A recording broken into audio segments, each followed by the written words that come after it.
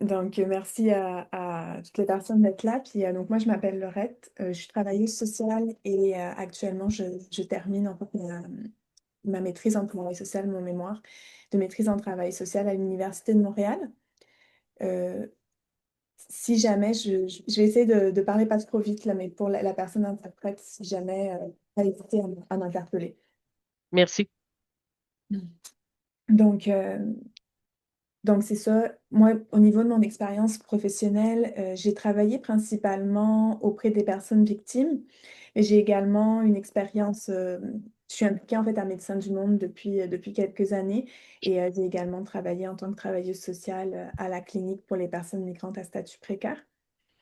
Et en fait, c'est de mon expérience professionnelle que j'ai trouvé la nécessité de faire un projet de ce genre, en fait, parce que je trouvais que on, on connaissait trop peu les réalités des personnes migrantes qui avaient des trajectoires complexes et particulièrement, en fait, leur force. Et que de ce fait, ben, on n'avait pas nécessairement des pratiques qui étaient adaptées, en fait, auprès de ces personnes. Donc c'est ça le projet que j'ai fait. En fait, je l'ai fait auprès de femmes haïtiennes au Mexique. J'ai pu également aussi rencontrer des personnes intervenantes, enfin des personnes qui ont travaillé, qui ont été impliquées auprès de personnes migrantes au Mexique et aussi à Montréal. Dans un premier temps, en fait, je vais vous parler un petit peu plus de la contextualisation, donc particulièrement au Mexique, la situation au Mexique. Euh, et donc, ben, pourquoi en fait cet endroit spécifique, donc qui est la ville de Tapachula où j'ai fait mon projet, pourquoi est-ce que j'ai choisi cet endroit spécifique? Et ensuite, pour qu'on puisse un petit peu plus comprendre les réalités vécues par les personnes, je vais vous présenter la trajectoire d'une des femmes que j'ai eu la chance de rencontrer dans le cadre des entrevues, donc qui s'appelle Catherine. Tous les noms des personnes participantes sont des noms fictifs, évidemment. Donc, je vais vous parler de sa trajectoire, dans le fond, d'Haïti jusqu'au Mexique. On va pouvoir voir ensemble un petit peu c'est quoi les difficultés qu'elle a pu vivre dans sa trajectoire et les stratégies qu'elle a déployées. Ensuite, je vais vous parler plus précisément des violences dans le quotidien, donc de l'arrivée au Mexique jusqu'à dans la vie quotidienne au Mexique, puis plus précisément, je vais m'attarder sur l'emploi et le logement en fait. J'ai choisi ces domaines-là parce que c'est les domaines où j'avais le plus de données en fait. Et par la suite, on va regarder c'est quoi les stratégies de résistance déployées par ces personnes-là pour faire face en fait aux violences structurelles qu'elles vivent au quotidien. Ensuite, je vais pouvoir faire un petit peu le parallèle par rapport au Canada, donc notamment grâce aux entrevues que j'ai menées au Canada. Et on va terminer sur une petite conclusion avec quelques pistes de réflexion pour l'intervention, entre autres. OK. Donc, c'est ça, depuis ces dernières années, le Mexique fait vraiment face à une crise migratoire sans précédent. En fait, c'est vrai que quand on pense au Mexique, on veut souvent voir le Mexique comme un pays d'émigration, donc de beaucoup de personnes mexicaines qui vont aller aux États-Unis. Mais ces dernières années, il est aussi devenu un pays de destination, un pays de retour, un pays d'asile, puis un pays de transit. Le transit, en fait, ça correspond vraiment à des séjours temporaires dans des pays avant, en fait, de poursuivre la trajectoire migratoire vers d'autres pays. Puis le transit, on dit que c'est temporaire, mais vraiment la durée varie. En fait, ça peut être de quelques heures, quelques jours, jusqu'à plusieurs années, en fait. Donc, c'est vraiment très variable. Et donc c'est ça, moi, c'est de cette période-là qu'on va parler précisément du transit. Puis, donc pour vous donner une idée un petit peu des personnes qui vont se retrouver au Mexique en transit, il y a des personnes en provenance d'Amérique centrale. Ça, c'est des migrations qui ne sont pas très nouvelles, mais qui prennent toujours davantage d'ampleur. Il y a des personnes qui viennent d'Amérique du Sud Et donc c'est ça, plus récemment, maintenant, il y a aussi des personnes qui effectuent des migrations, qu'on va dire, de longue distance, donc qui viennent d'Afrique, ou d'Asie du Sud. Et c'est ça au niveau, en fait, des personnes haïtiennes. C'est depuis 2017 qu'on va remarquer au Mexique qu'il y a, de plus en plus de personnes qui arrivent, de personnes haïtiennes. Puis c'est particulier, c'est-à-dire que parmi ces personnes-là, il y en a quand même beaucoup qui ont vécu, en fait, plusieurs années en Amérique du Sud, notamment au Chili, et aussi au Brésil, avant, en fait, de repartir, de reprendre la route parce que les conditions dans ces pays-là, au niveau économique, se sont dégradées, ou même aussi au niveau social. En fait, les personnes vont rapporter plus d'expériences de discrimination, de racisme ces derniers temps. Donc, elles vont décider de reprendre la route. Puis, il y en a d'autres aussi qui ont quitté Haïti plus récemment, en raison, en fait, de la situation actuelle, ben, qui ne s'améliore pas, malheureusement, qui, au contraire, en fait, a continué de s'empirer.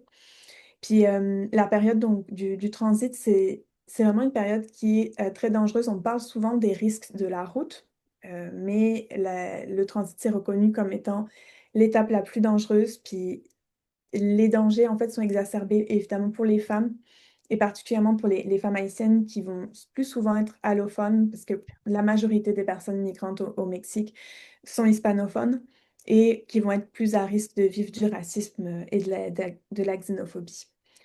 Puis aussi, vraiment, ce que j'ai pu constater, c'est que oui, il y a quand même de la documentation, de la littérature sur les expériences des personnes migrantes haïtiennes, mais pas tant, en fait, sur les expériences des femmes, dont les capacités vraiment restent, et les expériences restent invisibilisées. Puis c'est aussi donc pour ça que j'ai décidé, en fait, de concentrer mon projet sur leurs expériences. Et donc, les résultats que je vais vous présenter, la collecte de données a été effectuée de juillet à novembre 2024, donc à Tapachula, au sud du Mexique. J'ai utilisé, je vais pas entrer dans les détails de la méthodologie, mais si vous avez des questions par la suite, faut pas hésiter.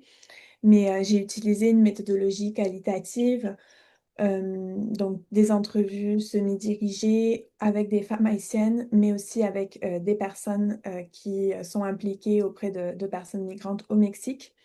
J'ai aussi pu faire 2 entrevues à Montréal avec également des intervenantes impliquées auprès de personnes migrantes. Et j'ai également mobilisé des observations participantes et de l'auto-ethnographie, mais je vais pas vraiment entrer dans ces détails aujourd'hui. Aujourd'hui, je vais vraiment comme me concentrer sur, hem, dans le fond, les récits, des femmes. Et mon cadre théorique, donc c'est un double prisme féminisme, c'est, le féminisme intersectionnel et décolonial. Hem, donc je disais, là, si vous avez des questions, sur ces points plus tard, il ne faudra pas hésiter. Mais maintenant que je vous ai un petit peu expliqué le contexte plus large, puis il y a certains points sur lesquels je vais revenir plus en détail par la suite, mais je vais maintenant vous présenter donc le parcours de Catherine. Puis vraiment l'objectif là, ça va pas être de généraliser son expérience, mais plutôt en fait de pouvoir illustrer, ben, concrètement, les réalités qui peuvent être vécues par plusieurs femmes en fait, en situation de migration forcée. Donc ça va nous permettre un petit peu de comprendre c'est quoi la complexité des déplacements, à travers plusieurs pays, puis, de voir aussi, ben, quel genre d'obstacles elle peut rencontrer en route, puis les ressources, les stratégies qui peuvent être déployées, pour survivre et pour, avancer. Donc, il y a plusieurs petites cartes comme ça, mais à la fin, il y aura une carte d'ensemble aussi là pour, les personnes qui sont peut-être un peu moins à l'aise en géographie. Là, vous inquiétez pas, vous allez avoir une vue d'ensemble par la suite. Donc, Catherine, elle a quitté Haïti en 2019, à ce moment-là pour se rendre au Brésil, en avion. Donc, je sais pas si où est-ce qu'elle s'est rendue au Brésil, là. Moi, j'ai fait cette carte, j'ai mis le point ici parce que, bah, ça a donné bien, mais je sais pas du tout où elle était, au Brésil. Puis, donc elle a essayé de s'installer au Brésil, elle a été rejoindre une amie, et en fait, elle est restée 4 mois environ au Brésil. Elle a réussi à trouver du travail, mais c'était tellement mal payé qu'elle continuait à dormir, dans la rue. Donc au bout d'un moment, elles ont décidé après 4 mois, en fait, elles ont décidé de partir pour le Chili, donc elles ont repris la route. Toutes les 2, elles sont parties et donc c'est ça, ça leur a pris 15 jours environ pour arriver, au Chili. Elles ont marché, elles ont pris le bus, puis, des taxis aussi. Puis finalement, donc au Chili, ça s'est mieux passé qu'au Brésil parce que Catherine est restée 4 ans, au Chili. Elle a rencontré, son mari, donc elle s'est mariée, elle a eu un enfant, elle travaillait, donc elle avait des amis, un réseau, tout ça. Mais c'est ça, au fil du temps, elle s'est rendue compte que, ben, sans papier, elle pouvait pas vraiment avoir, une rémunération qui lui permettait de subvenir à ses besoins, puis aussi d'aider sa famille, en Haïti parce que, la famille donc attendait aussi, d'une participation de Catherine pour pouvoir, subsister et aussi elle a aussi précisé en fait que c'était par rapport, aux soins de santé. Son enfant est tombé malade et là, en fait, elle pouvait pas, la faire soigner parce qu'elle avait pas accès, au système de santé, en raison de l'absence de papiers. Donc c'est ça, il y a un ami qui lui a conseillé d'aller au Mexique. Donc elle est partie, puis, elle s'est séparée. Donc elle est partie, du Chili, son conjoint est resté au Chili. Elle est partie avec sa petite fille qui était âgée de 2 ans à ce moment-là. Et donc elles sont parties encore une fois à pied, en bus et en taxi, cette fois-ci pour, aller jusqu'au Mexique, en fait. Donc ça a été une trajectoire, je ne sais pas combien de temps a duré la trajectoire, mais ça a été une trajectoire très difficile. Catherine donc a rapporté avoir, subi plusieurs violences, donc des violences physiques, des violences sexuelles aussi. Elle elle s'est fait voler, en fait, donc tout son argent, et donc c'est ça, elles ont traversé la jungle, avec sa petite fille pendant 3 jours. Elle n'avait pas de nourriture, elle n'avait pas accès à de l'eau potable. La petite fille est tombée très, très malade à cause, en fait, de l'eau. Donc ça a été vraiment très difficile pour elle et donc finalement, elle est arrivée au Mexique, à Tapachula.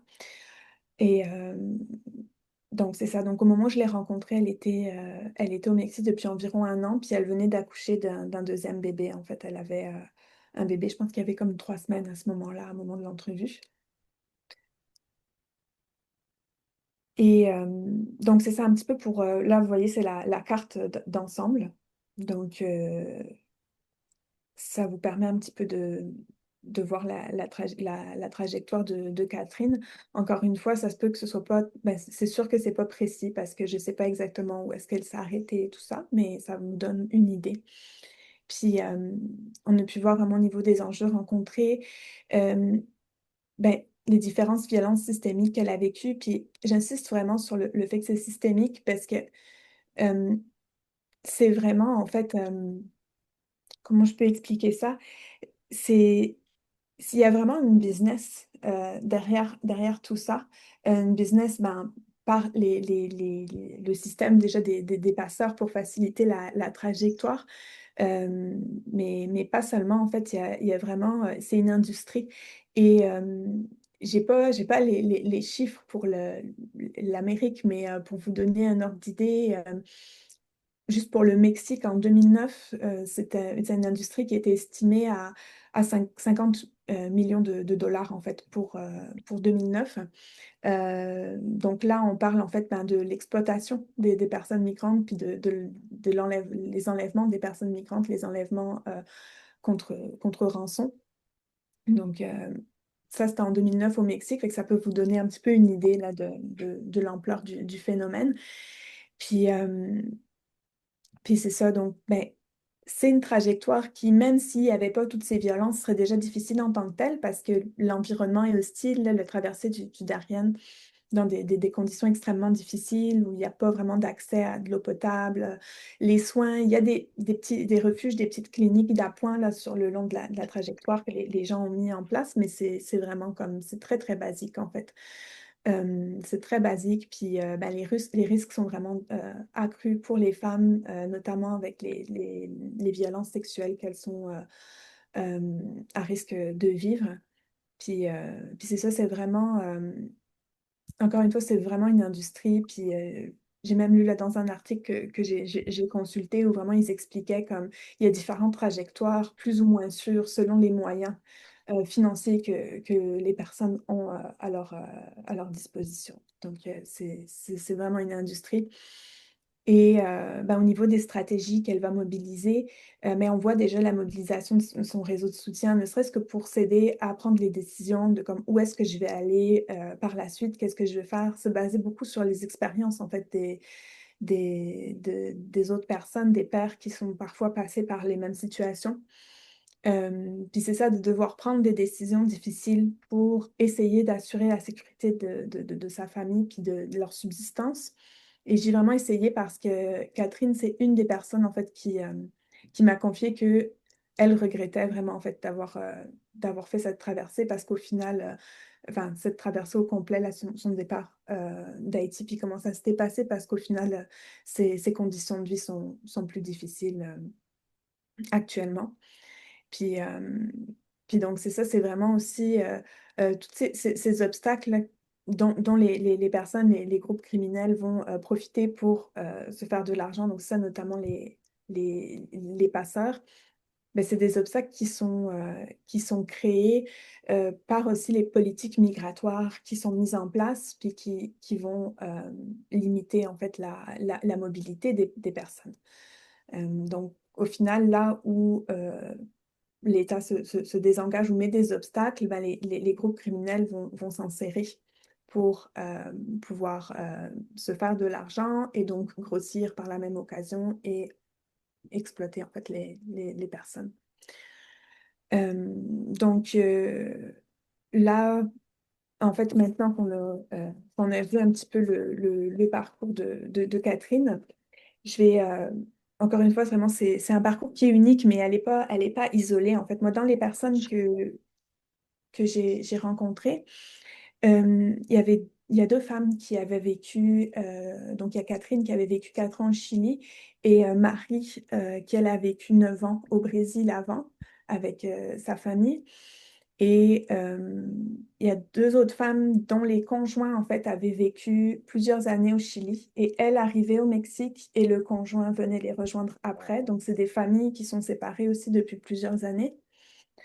Et il y en avait deux autres qui étaient des femmes seules, ben, célibataires ou séparées, mais en tout cas sans conjoint, donc elles qui migraient par elles-mêmes, qui sont arrivées d'Haïti, mais pas directement au Mexique. Il n'y a personne qui est arrivé directement au Mexique. Celles qui sont parties d'Haïti sont arrivées au Nicaragua et ont remonté jusqu'au Mexique. Donc, pour tout le monde, ça a été un parcours compliqué. Puis même, ben, même partir en avion d'Haïti, c'est quelque chose qui peut être très compliqué avec les enjeux actuels. C'est pas facile de sortir d'Haïti, d'aller prendre un avion pour sortir d'Haïti. Donc, même ça peut être vraiment, c'est vraiment un enjeu actuellement. Et au moment où elles sont parties, j'imagine aussi, je sais pas, je vais pas entrer dans ces détails-là, mais juste ça aussi, il faut le prendre en considération, là, que c'est pas juste aller à l'aéroport puis partir. Euh, donc, c'est ça, il y a une dernière des femmes qui, elle est arrivée en premier, puis c'est son conjoint qui l'a rejoint, en fait, d'Haïti. Mais ça, c'est un petit peu, juste, je vous parle de ça pour illustrer justement la diversité, en fait, des parcours des personnes et des vécus des personnes que j'ai eu la chance de rencontrer. Puis maintenant, en fait, on va voir un petit peu plus des réalités plus larges, en fait, grâce au récit des autres femmes, incluant Catherine, que j'ai rencontrées, et également des intervenants. Donc, une fois que les personnes arrivent au Mexique, la plupart, en fait, vont arriver au Mexique après avoir traversé la rivière du Suchiate, qui est à la frontière sud. Donc là, vous voyez une photo. euh, les photos sont les miennes, c'est juste des fois, j'ai mis un filtre pour vraiment permettre qu'on puisse absolument pas identifier personne, même si je pense que ça n'aurait pas été possible dans tous les cas, mais au moins on est vraiment sûr. Et donc, c'est là que ça consiste vraiment à traverser, en fait, de l'autre côté, là, c'est le Guatemala et donc là, c'est le Mexique, donc à traverser, en fait, cette rivière-là. Ça, c'est pas nécessairement des personnes, migrantes qui traversent, il y a aussi beaucoup de commerçants, en fait, qui traversent de cette façon. Donc c'est quelque chose, c'est une traversée qui se fait de manière irrégulière, mais c'est quelque chose, d'assez «normal» entre guillemets. C'est quelque chose qui se fait à longueur d'année, à longueur de journée. Il y a la garde nationale qui est juste à côté. Enfin, c'est quelque chose de «normalisé» entre guillemets et en fait, donc moi j'ai fait mon projet à Tapachula, comme je le disais, mais Tapachula, c'est pas une ville frontalière. C'est proche de la frontière, mais c'est pas frontalier. Ça se situe environ, dépendamment de où est-ce que les personnes vont arriver, à environ 35 kilomètres de la frontière. Puis juste, en fait, faire ces 35 kilomètres, c'est un enjeu parce que les personnes n'ont pas le droit de prendre les transports en commun. Donc il y a un transport en commun qui se rend de ben, là, c'est la ville, c'est Ciudad Hidalgo jusqu'à Tapachula. Mais les personnes migrantes qui ont pas de statut n'ont pas le droit, en fait, de prendre ces transports-là. Donc, encore une fois, ben, ça va être les passeurs qui vont les faire aller, les faire traverser ces 35 kilomètres, en fait. Puis après, à Tapachula, elles ont la possibilité de demander l'asile au Mexique. Puis quand j'y étais, c'est plus le cas présentement, mais quand j'y étais, elle pouvait aussi demander l'asile aux États-Unis.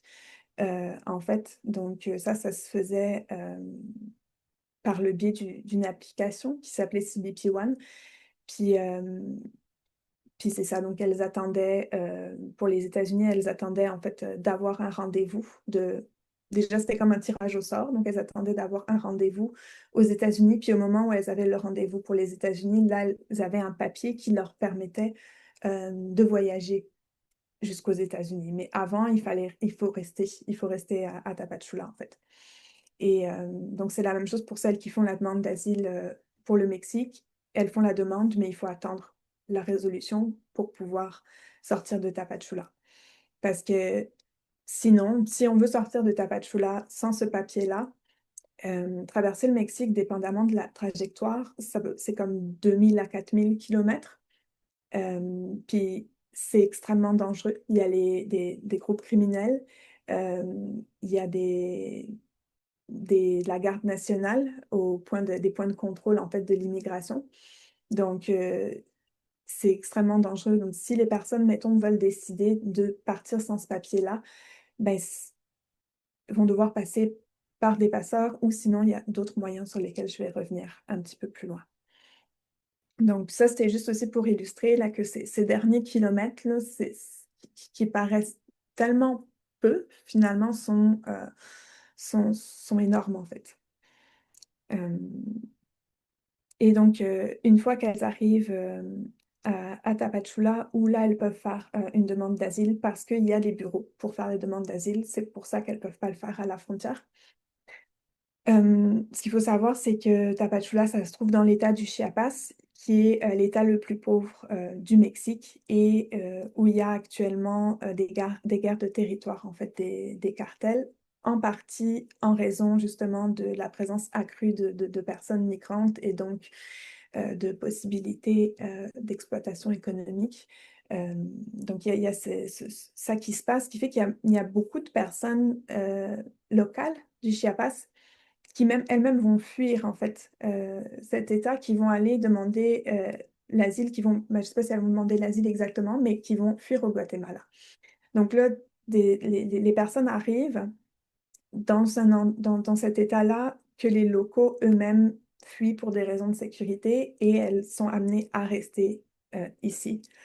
Euh, à attendre ici dans cet endroit-là où même c'est ça, la population locale aussi connaît des enjeux importants en fait dans l'accès à des services basiques là, comme l'eau potable, l'électricité. C'est vraiment comme déjà difficile pour les locaux. Donc pour les personnes migrantes, ben, forcément les conditions de logement et les conditions d'accès aux services sont encore plus complexes. Et ça va amener les personnes à des fois louer des espaces très petits, insalubres, où on va même louer les ustensiles de base, par exemple, pour cuisiner. Euh, Là, par exemple, il y a un témoignage de Woodley. Woodley, c'était une personne intervenante qui travaillait principalement auprès de la communauté haïtienne. Et donc, lui, il expliquait vraiment, je ne vais pas vous lire exactement la citation, mais je vais vous expliquer. De toute façon, vous pourrez avoir le PowerPoint après, donc vous pourrez lire, ou vous pouvez lire quand je parle, peu importe. Et en fait, c'est vraiment comme ils peuvent, les propriétaires comme peuvent décider de mettre 10 à 15 personnes dans une chambre. Les personnes vont se partager des matelas, en fait. Et c'est des logements où il y a pas, parfois il n'y a pas de cuisine, et parfois il n'y a même pas de toilette, en fait. Donc c'est vraiment comme, c'est pas des logements, là, c'est vraiment comme louer un espace pour dormir. Là, j'ai mis une photo. En fait, on trouve partout dans la ville des endroits où on peut payer pour aller aux toilettes. Puis là, je vous ai mis une photo, par exemple. Ça, c'est juste en face d'un bureau de traitement des dossiers d'asile. On voit pas, ben, peut-être vous voyez mieux que moi, mais c'est ça, il y a une petite pancarte pour dire il y a des toilettes là, que les gens peuvent payer pour aller aux toilettes. Et, et donc, c'est ça. Puis il y avait aussi une des personnes aussi que j'ai rencontrées qui expliquait que il y avait même pendant la pandémie, il y a un directeur d'école qui a décidé en fait de rendre les espaces de l'école disponibles pour les personnes migrantes pour qu'ils dorment dedans. Donc, il louait ces espaces-là et il leur louait l'essentiel pour cuisiner, les louches, les spatules, tout ça, là. Donc, je vais me dépêcher parce que je vois le temps qui tourne. Puis, il y a également un gros enjeu d'emploi, d'accès à l'emploi. Donc, c'est un enjeu pour tout le monde. C'est complexifié encore pour les femmes. Il y a beaucoup de discrimination à l'emploi. Là, je vous ai mis une affiche qui est assez extraordinaire dans le mauvais sens du terme, là, où ça cumule un petit peu comme les exclusions là, de cette affiche. Mais en tout cas, il y a aussi des emplois, ça, qui vont être proposés aux femmes qui, en fait, sont de l'exploitation sexuelle. Donc, c'est vraiment comme, c'est un secteur très difficile, c'est très mal payé d'une manière générale. Euh, Puis, c'est ça, c'est également, c'est un enjeu pour tout le monde, mais pour les femmes aussi qui, souvent, plus souvent, la garde des enfants. Il n'y a pas de garderies qui sont disponibles non plus là-bas. Donc, forcément, ça apporte des enjeux aussi supplémentaires. Donc, un petit peu pour résumer, c'est vraiment beaucoup de violence au quotidien, de la violence organisée, que ce soit par les acteurs étatiques ou non étatiques, l'externalisation des frontières. Je vais aller très rapidement là-dessus, mais c'est ça. Donc, les États-Unis qui,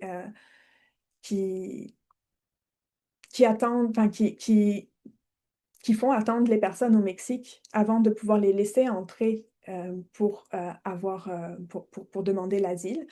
Et aussi, en fait, faut savoir que la plupart des organismes d'aide pour les personnes migrantes, euh, à ce moment-là, sont financés, mais aussi par des organisations internationales, et ils sont financés dans une optique de il faut que les personnes restent au Mexique. Donc, les fonds qu'ils reçoivent, c'est pour accompagner les personnes dans une demande d'asile au Mexique pour que les personnes restent au Mexique, peu importe si c'est ça qu'elles veulent ou non, en fait. Donc, c'est vraiment comme... il y a pas du tout de notion du choix des personnes. C'est comme, c'est des financements des organisations internationales, mais pour rester au Mexique, même si réellement le Mexique n'a pas du tout la capacité d'assurer des conditions de vie décentes à toutes ces personnes-là. Et donc l'exploitation économique qui va se faire de la part de différents acteurs, incluant des acteurs de la société civile.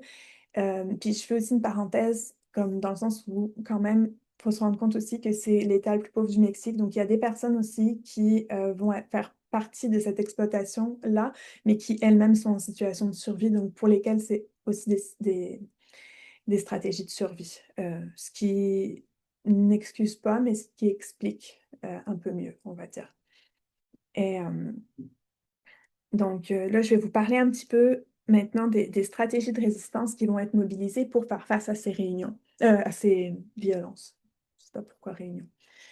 Donc, premièrement, ben, l'entraide, puis les solidarités, communautaires. Puis l'entraide, c'est vraiment quelque chose qui est ressorti, beaucoup dans les, données, dans mes données à moi, mais aussi dans la stratégie, dans la littérature.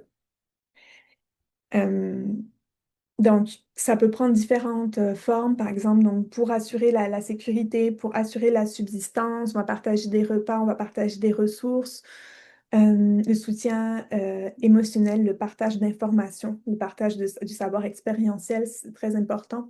Puis là, on a le témoignage de Josette qui, elle, en fait, elle a dormi dans la rue pendant 13 jours quand elle est arrivée et c'est d'autres Haïtiens qui, l'ont rencontrée, qui l'ont hébergée finalement.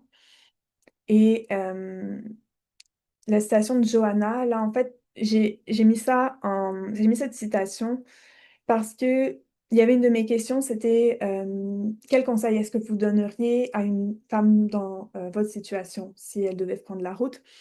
Et j'ai trouvé cette citation particulièrement, importante parce qu'elle explique vraiment de comme elle, le conseil qu'elle donnerait, c'est comme: «Faut que tu prennes beaucoup d'argent parce que, les pour éviter justement de subir des violences sexuelles, il faut que tu prennes beaucoup d'argent parce que si tu as beaucoup d'argent, tu vas pas vivre des violences sexuelles». Puis, j'ai trouvé ça vraiment fort en fait parce que, hem, c'est du savoir expérientiel, c'est un conseil qu'elle partage, mais, en même temps, enfin, en tout cas. Donc, aussi, et ça, c'est ça que je voulais parler rapidement aussi tout à l'heure. Donc, comme les personnes ne peuvent pas, traverser le Mexique seules de manière sécuritaire, il y a aussi la possibilité, d'aller en caravane. Les caravanes, c'est des regroupements de plusieurs centaines, voire plusieurs milliers de personnes qui vont, partir en même temps de Tapachula, en fait, parce que, ben, quand on est plusieurs centaines, plusieurs milliers de personnes, forcément, c'est plus compliqué pour se faire arrêter par, la garde nationale ou par les groupes criminels. Mais c'est pas sans risque non plus, je vais pas entrer dans les détails, mais, il y a quand même des personnes qui, par exemple, vont entrer dans un commerce pour acheter à boire et là, ben, des membres des groupes armés entrent dans le commerce, puis tout le monde qui est dans le commerce, va être enlevé. Il y a beaucoup de situations comme ça qui se passent quand même. Puis c'est aussi les caravanes, il faut être en santé là pour marcher, jusque dans le nord du Mexique. J'ai pas précisé aussi, mais à Tapachula, là où j'étais, il fait extrêmement chaud et c'est très, très humide. Donc, c'est aussi quelque chose qu'il faut garder en tête là. Hem, ben, ne serait-ce que même pour la conservation des aliments, puis pour la capacité à marcher pendant une certaine durée, dans ces conditions-là, c'est très difficile. Hem Ensuite, le travail, c'est vraiment une stratégie très, très importante, puis plus particulièrement l'auto-entrepreneuriat. Donc les femmes, que j'ai rencontrées, c'est comme ça qu'elles vont contourner l'exploitation. Puis il y a même donc là, Johanna, dont on voit la citation, ici, et vraiment elle expliquait que, pour elle, c'était vraiment un choix, en fait, de faire la vente, puis qu'elle gagnait plus en faisant, de la vente d'eau dans la rue que, en faisant, par exemple, le ménage, chez quelqu'un, en étant employée de manière informelle par quelqu'un. Et donc vraiment comme elle faisait son horaire, elle avait, c'est les personnes habituées qui lui achetaient de l'eau, elle avait vraiment comme c'était vraiment une business bien établie. Puis il y a d'autres entreprises que les femmes peuvent, faire, comme par exemple, c'est ça, les garderies informelles ou, la coiffure, vendre des produits des fois qui viennent d'Haïti. Ça, c'est un intervenant qui me partageait ça, puis qui me disait qu'il savait même pas trop comment est-ce qu'elles arrivaient à se procurer ces produits-là, mais, elles pouvaient les vendre ou, des commerces la vente de nourriture haïtienne. Justement, les personnes qui ont pas de cuisine vont pouvoir aussi acheter à manger, en fait. Donc c'est vraiment c'est aussi une forme de solidarité quelque part de comme tu as pas de cuisine, tu peux pas cuisiner, tu vas acheter chez d'autres personnes, en aidant donc la communauté à subvenir à ses besoins, puis en subvenant toi-même à tes besoins. Donc c'est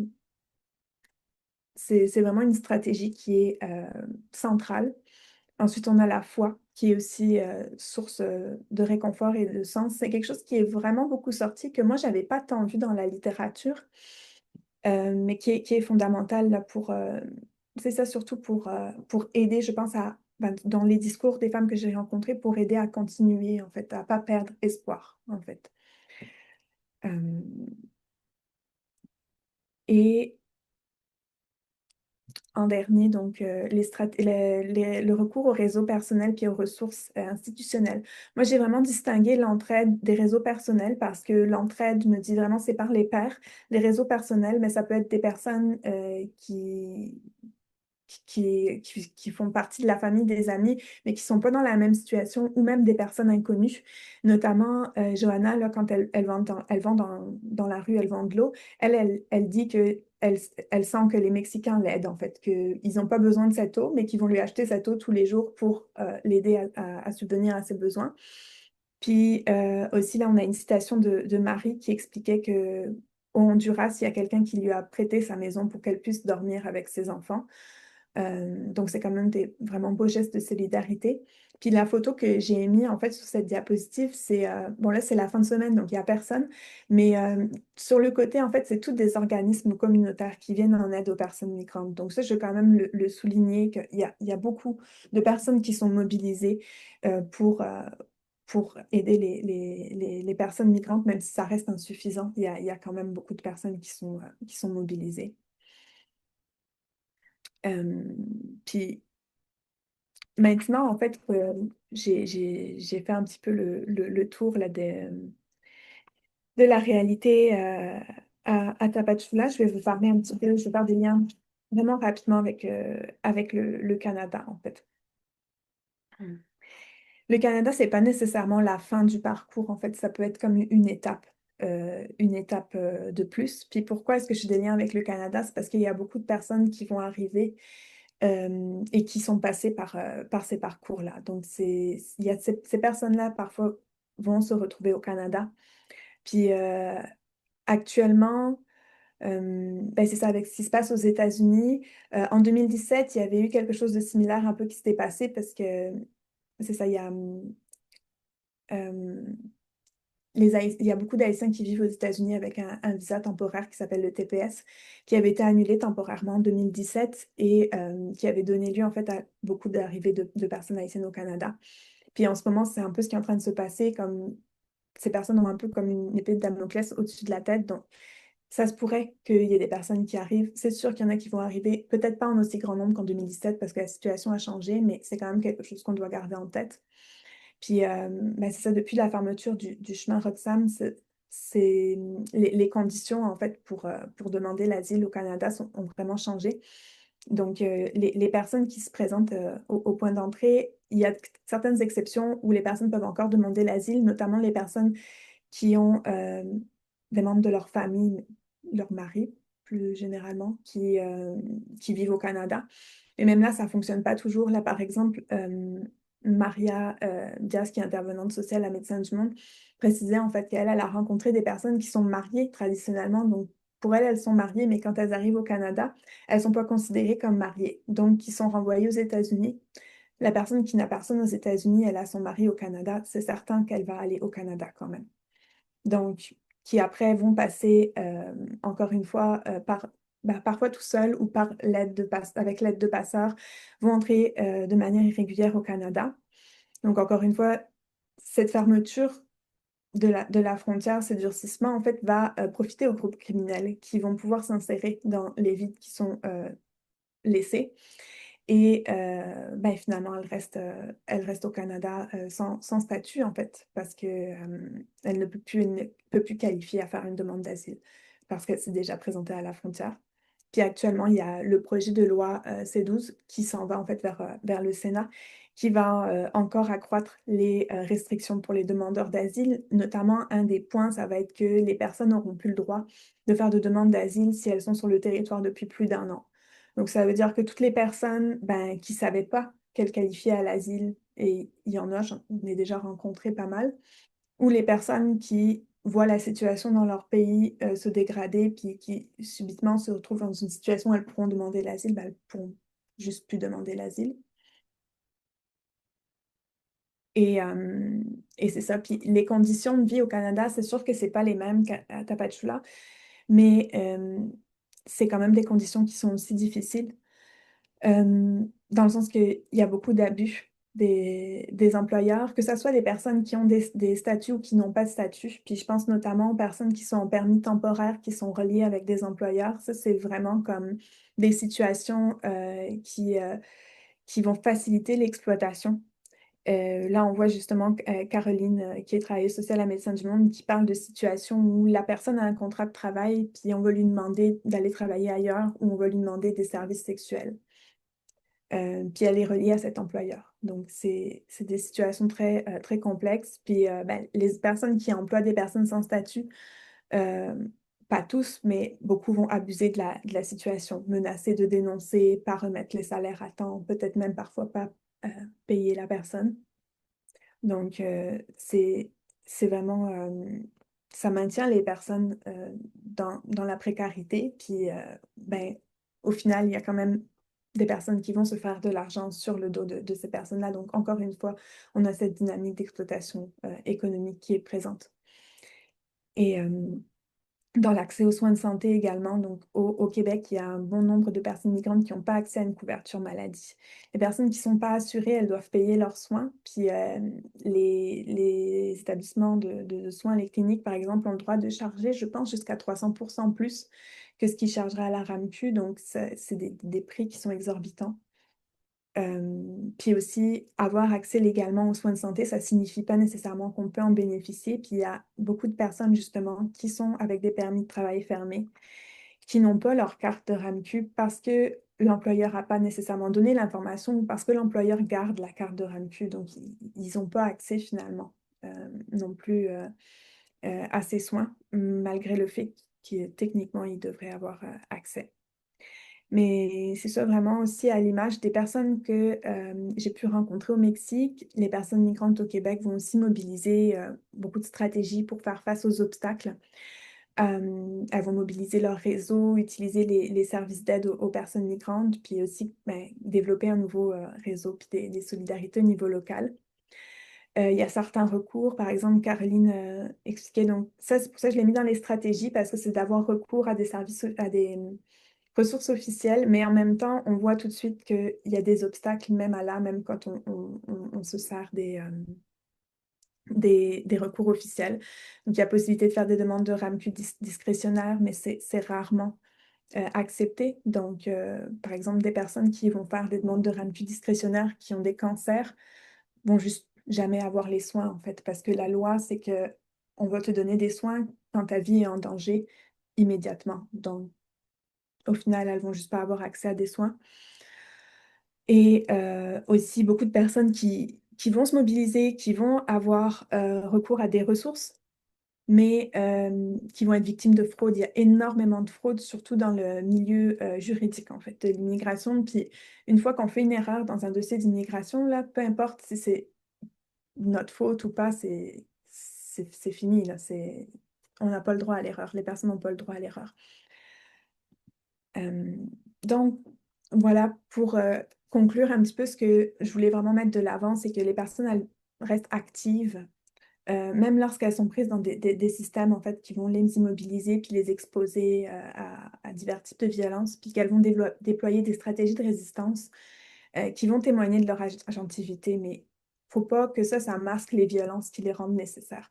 En gros, c'est comme, ce que je veux dire, c'est que oui, les personnes ont beaucoup de stratégies, mais il faut pas non plus qu'on tombe dans une dynamique comme, ah, elles n'ont pas besoin de services parce elles ont des ressources.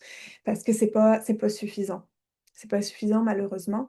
Puis au niveau de l'intervention, c'est quelques pistes là, que j'ai soulignées. Là. C'est pas une recette, il n'y a pas de recette magique de toute façon.